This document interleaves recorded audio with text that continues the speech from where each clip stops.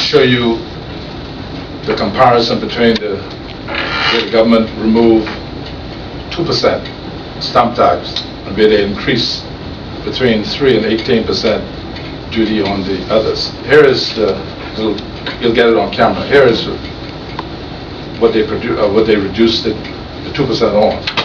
The rest of this was all increased by 3 to 18%. That's why we talk about 160,000 items as compared to 160 items. But we feel that the draconian measures taken by the government in their decision to increase the customs duty rates on practically the whole tariff, and I showed you here, will not impact positively on our stagnant and indeed declining economy. Any practical, intelligent economist will concur that in times like these, governments don't discourage citizens from spending money by removing spending incentives, but rather encourage spending by giving more and varied incentives. What this FNM government has done is tantamount to totally destroying the very fabric on which our economy is built.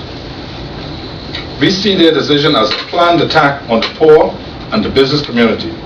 A government which is supposed to care for the survival of the poor and small businesses would not remove 37% customs duty from bread brought in from the United States or from any other foreign country.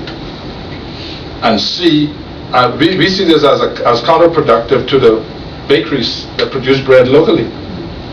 I mean, what are they supposed to do?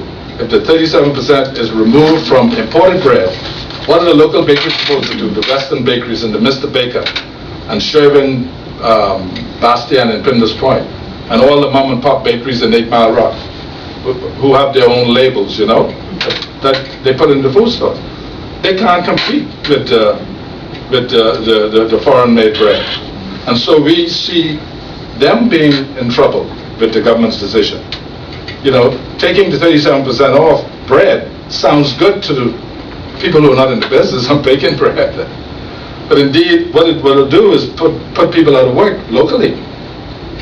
And so we feel that these bakeries will be put in jeopardy.